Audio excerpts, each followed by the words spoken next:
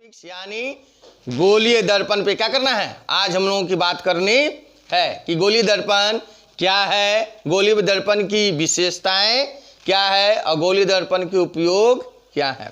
तो सबसे पहले हम लोग क्या स्टार्ट करें, गोलीय दर्पण जिसे हम लोग अंग्रेजी में स्फेरिकल मिरर कहते हैं। क्या कहते हैं, स्फेरिकल मिरर कहा जाता है। वह दर्पण है जिसकी परावर्तक सतह जो है क्या होती है, खोखले गोले का भाग होता है। अभी तक हम लोगों ने क्या पढ़ा था, समतल दर्पण, समतल दर्पण। तो समतल दर्पण में जिसकी परावर्तक सतह थी वो प्लेन था। क्या था, प्लेन मतलब सम और सम और तल तल। तो समतल दर्पण में इसकी जो तल थी वो क्या था, समतल था। लेकिन गोलीय दर्पण में जो परावर्तक सतह है वो समतल नहीं है, कर्व है। कर्व मतलब टेढ़ा, कर्व मतलब टेढ़ा, तो यानी खोखले गोले का भाग है, जिसे हम लोग क्या करना आज पढ़ना है। तो गोलीय दर्पण पढ़ने से पहले बेटा हमें कुछ वृत्त के बारे में जानना होगा कि वृत्त जिसे हम लोग सर्किल कहते हैं। तो वृत्त क्या है, एक वृत्त जो है एक कर्व लाइन से बनी हुई एक गोलाकार रूप होती है। आज देखेंगे गोलीय खोखले दर्पण के भाग। सपोज दैट इस डिब्बे को देख रहे हैं बेटा, ये पूरे वृत्त है। क्या है ये, वृत्त यानी सर्किल है, एक खोखले का भाग है, लेकिन इसमें कहीं कुछ रंगा हुआ नहीं है। इसी को हम लोग क्या करते हैं, रंग कर इसके कर परावर्तक सतह को बनाते हैं। परावर्तक सतह को ध्यान से, ये गोलीय दर्पण के दो पार्ट हैं। देख रही इसको हम यदि काट रहे हैं तो कितने पार्ट हो गए हैं, दो पार्ट हो गए हैं। और इसका जो मीनिंग है देखेंगे, इसे रंग रंजित क्या करते हैं, रंग रंजित। जिधर से आप रंगेंगे वो रंग रंजित कहलाएगा। एक ही भाग है, यदि इसी भाग को हम लोग दो भागों में रंगेंगे, यदि भीतर से भी रंग सकते हैं और बाहर से भी रंग सकते हैं। बोलिए कैसे सर, तो देखिए इधर सफेद दिख रही हो, सफेद दिख रही है ना, इसके यदि हम बाहर से रंग दे तो बाहर से काला हो जाएगा, भीतर क्या हो जाएगा, सफेद। अब सोचो कि हम भीतर यदि काला रंग दें तो बाहर कैसा रंग रहेगा, सफेद। तो बस इसी को समझना है एक ही बात। लेकिन हम लोग रंग कर उसकी परावर्तक सतह को क्या करते हैं, परिवर्तित करते हैं, चेंज कर देते हैं। यदि भीतर रंग दिए तो उज्जर किधर दिखाई देगा, इधर बाहर बाहरी, और यदि बाहर रंग दिए तो उज्जर किधर दिखाई देगा, अंदर। तो यही परावर्तक सतह, हम रंग कर उसकी परावर्तक सतह क्या करते हैं, बदलते हैं। लेकिन भाग एक ही है, भाग क्या है, एक ही है। उसी को रंग के हम क्या करते हैं, दो गोलीय दर्पण बनाते हैं। क्या बनाते हैं, दो, जिसको हम लोग कलई या सिल्वर क्या कहते हैं, सिल्वर कहते हैं। ध्यान सुनेंगे। तो यानी गोलीय दर्पण कितने प्रकार के होते हैं, दो प्रकार के होते हैं। कौन कौन, एक को कहते हैं उत्तल दर्पण और दूसरे को कहते हैं अवतल दर्पण। उत्तल दर्पण को अपनी मगही भाषा में कहते हैं उठल दर्पण। कौन दर्पण, यानी वह गोलीय दर्पण जिसकी परावर्तक सतह क्या होती है, उठी हुई होती है, यानी उभरी हुई होती है। यानी प्रकाश की किरणें किधर उभरी हुई भाग पर टकराती है। वैसे दर्पण को हम लोग उत्तल दर्पण कहते हैं, जिसको अंग्रेजी में हम लोग कहते हैं कॉन्वेक्स मिरर। कौन मिरर, कॉन्वेक्स मिरर कहते हैं, जिसकी परावर्तक सतह उठी हुई होती है। दूसरी है अवतल दर्पण। अवतल मतलब धसल, ये उठल है तो दूसरा अपोजिट का होगा धसल, सकरी हुई। तो यानी अवतल दर्पण वह दर्पण है, अवतल दर्पण वह गोलीय दर्पण है जिसकी परावर्तक सतह क्या होती है, धसी हुई होती है, उठी हुई नहीं होती है। क्या होती है, धसी हुई होती है। वैसे को हम लोग क्या कहते हैं, अवतल दर्पण कहते हैं। अंग्रेजी में उसको कहते हैं कॉनकेव मिरर। कौन मिरर, कॉनकेव मिरर। देखिए ना सांप का फन, ये धसल देख लो, सांप का फन कैसा हुआ, ऐसा धसा हुआ है, ये हो गया अवतल दर्पण। कौन दर्पण, अवतल। यानी कहने मतलब कि इसकी बाहर रंगी हुई है, किसके रंगी हुई है, बाहर रंगा हुआ है, और भीतर क्या है, परावर्तक सतह होती, यानी प्रकाश की किरणें कहाँ टकराएगी, इसमें टकराती है। तो ये हो गया अवतल दर्पण। कौन दर्पण, अवतल दर्पण कहते हैं। अब अवतल दर्पण और उत्तल दर्पण में हम लोग क्या करेंगे, उनके भाग को पढ़ेंगे। क्या पढ़ेंगे, उनके भाग को। पहला भाग क्या है, ध्रुव। क्या है, ध्रुव। जिस प्रकार वृत्त में एक व्यास होती है ना व्यास, डायमीटर जिसे कहते हैं, तो उसी तरह हमारे गोलीय दर्पण में बी क्या होती है, वृत्त होती है, व्यास होती है। यानी इसका कहने मतलब, ध्यान परिभाषा सुनेंगे, परिधि से, कहां से, ये परिधि है ना, परिधि से लेकर वक्रता केंद्र, अब वक्रता केंद्र से लेकर दूसरी परिधि की दूरी से यानी कंटिन्यू रहती है ना, उसे हम लोग कहते हैं प्रधान अक्ष। कौन अक्ष, प्रधान अक्ष, यानी व्यास को ही क्या कहा जाता है, प्रधान अक्ष यानी प्रिंसिपल एक्सिस कहते हैं। देखिए ध्यान देखेंगे, जब ये परिधि से टकराती है फिर सेंटर होते हुए फिर बाहर की निकल जाती है, इसे क्या कहते हैं, प्रधान अक्ष यानी प्रिंसिपल एक्सिस कहा जाता है। और यही प्रिंसिपल एक्सिस पे जिस बिंदु पे परिधि और एक्सिस दोनों क्या होती, मिलती है, ध्यान देना, प्रिंसिपल एक्सिस जहां मिलती है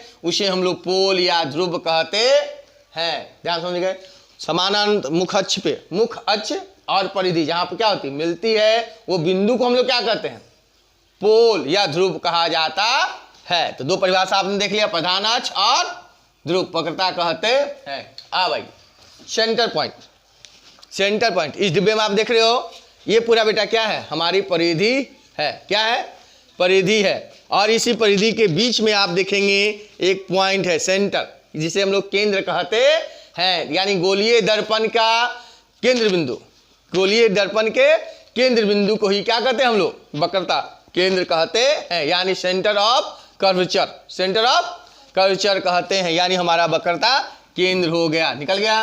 अब वक्रता केंद्र, ध्यान देना, जिसे हम लोग वृत्त में त्रिज्या कहते हैं ना, यानी त्रिज्या यानी वक्रता केंद्र से, यानी केंद्र से लेकर परिधि तक की जो दूरी कहलाती है वो त्रिज्या कहलाती है। क्या कहलाती है, त्रिज्या, यानी रेडियस ऑफ कर्वेचर कहते हैं।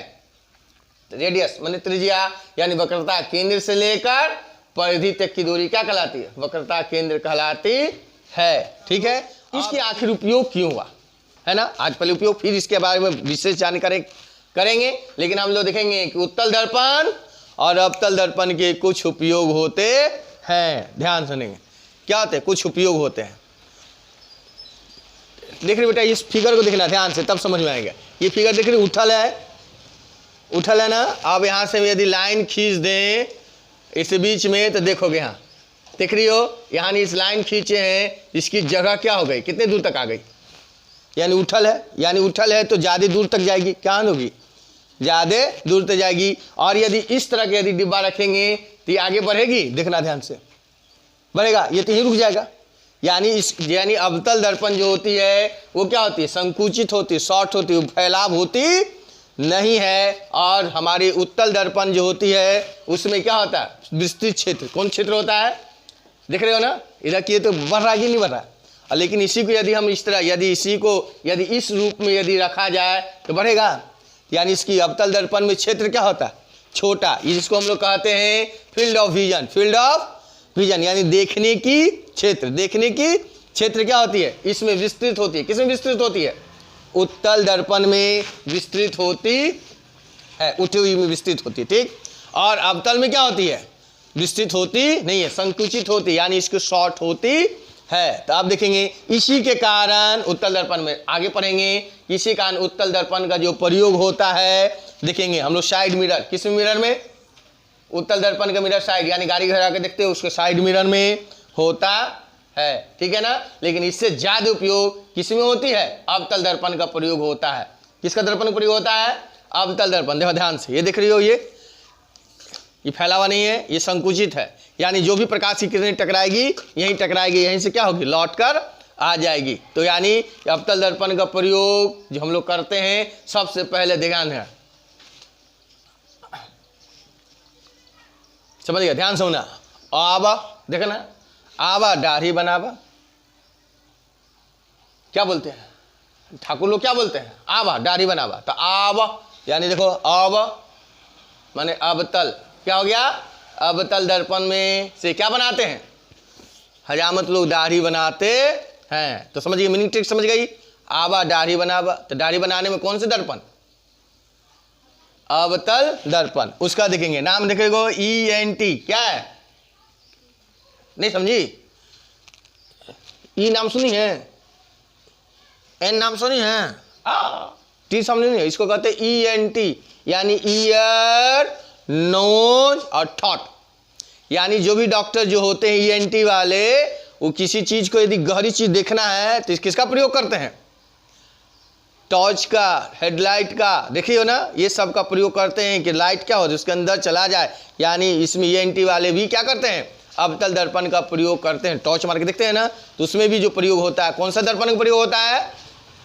अवतल दर्पण का प्रयोग होता है। आजकल हेलोजन देख रही हो, ऐसे देख रही हो, हेलोजन ऐसा होता है ना, इसी तरह हेलोजन होता है। देखो यहाँ से गहरा होता है, खिरा होता है, इसके बीच में बॉल लगा देते हैं, लाइट खूब मारता है ना, तो वो जो होता है कौन है दर्पण का? अवतल दर्पण का। उसके भीतर जो सतह होती है, परावर्तक सतह, किस दर्पण की होती है?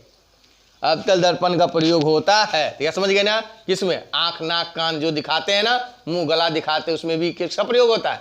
अवतल दर्पण का प्रयोग होता है। सौर भट्टियों, सौर भट्टी समझ गई, जो हमारी सौर ऊर्जा, सोलर लाइट से जो बनती हो, सौर भट्टियों में। और जो टॉर्च वगैरह देखियो, टॉर्च देखिए ना, इसे जलाते हैं तो यहाँ पे बॉल लगाते हैं, लेकिन इसका सब मिरर क्या होता है? लंबा जैसा होता है ना, जितना लंबा ज़्यादा होगा रोशनी कितना होगा, उतना आगे जाता है। सर्च लाइट, रात में पुलिस लोग जो सर्च लाइट मारते हैं, लेकिन यहाँ से मारेंगे तो दम लाइट कहाँ तक जाएगा? वो मकान तक चला जाता है, उसे सर्च लाइट कहते हैं, समझ गए ना। और इसे मथुआ पे हेड लाइट जो लगाते हैं, गाड़ी वगैरह, ट्रेन, रेलवे, ये सब दिखाते हैं जो सर्च, ये भी क्या होता है? जितना लंबा मुँह रहता है। चोंगा, नाम सुनिए, चोंगा बाजा बजता है जो, वो कितना बड़ा मुँह में रहता है। तो यानी वही सब है ना। तो ये हो गए हमारे डायरी ENT सौर भट्टियों में होती है, ये सर्च होता है। इस तरह हमारे आज गोलीय दर्पण क्या हो गए? खत्म हो गए। लेकिन हम लोग का पार्श्व प्रतिबिंब क्या है? कौन प्रतिबिंब? पार्श्व प्रतिबिंब। ये किसमें होती है बेटा? समतल दर्पण में। किसमें होती है? समतल। परिभाषा सुनेंगे। पार्श्व प्रतिबिंब वह प्रतिबिंब है जिसमें कोई भी वस्तु अपोजिट दिखाई देती, उल्टी दिखाई देती है। समतल दर्पण में हम जब दिखाई देते हैं, बाल यदि हम बायां तरफ झाड़ रहे हैं तो हमें मिरर में दायां तरफ दिखाई देता है। किस तरह दिखाई देता है? देखो ये देख रहे हो, ये बायां है तो दिखाई देगा दायां, और दायां है तो क्या दिखाई देगा? बायां। तो वैसे ही प्रतिबिंब को हम लोग क्या कहते हैं? पार्श्व प्रतिबिंब कहते हैं। कौन प्रतिबिंब कहा जाता है उसको? पार्श्व प्रतिबिंब कहा जाता है। तो आज के टॉपिक हम लोग यहीं समाप्त करते हैं। वीडियो अच्छा लगे तो क्या करना है भाई?